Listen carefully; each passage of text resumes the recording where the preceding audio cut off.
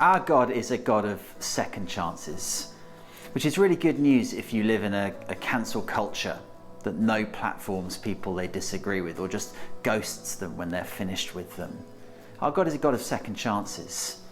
But the fact of the matter is that God is a God who doesn't leave the second chance to chance.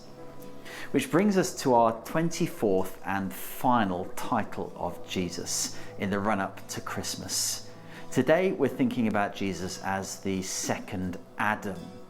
The second Adam. You remember the first Adam? He's right back there at the beginning of the Bible, there in chapter 2 and 3 of the Bible story.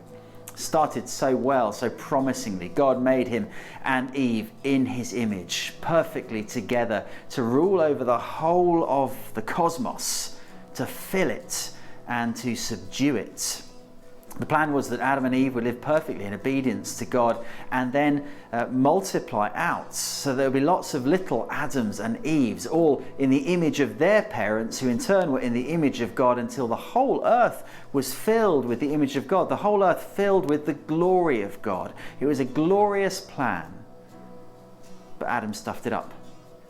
Together with Eve, they turned their backs on God and decided they knew better. The first Adam was a failure. And that should have been it. But the God of the Bible is a God of second chances. And so he sent the second Adam, Jesus Christ, the man who, from the cradle that we celebrate at Christmas time through to the cross that we celebrate at Easter time, lived a life of perfect obedience, who never turned his back on his Father, but always did everything perfectly. Obedience even to death on a cross, so that one day God will exalt him to the highest place and give him the whole universe to rule over, in fulfillment of that Genesis chapters 1 to 3 image. And not on his own.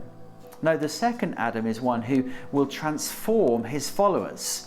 He transforms us today into the image and likeness of himself, of God, as he gives us his perfect righteousness. And he promises one day he will bring that about perfectly and completely as we are transformed totally into the image and likeness of Jesus Christ, the image of God. That's what the second Adam came to do. And so as we come to the end of this year, in many respects, it's wonderful, isn't it, to know that we have a God who believes in second chances. It's great to know that the new year can start always as a clean slate for us.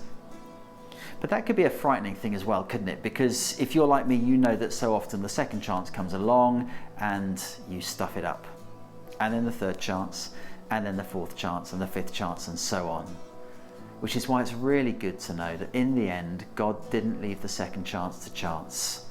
He sent his Son to perfectly obey so that he might one day gather everything and everyone to himself. Jesus Christ, the second Adam. Happy Christmas.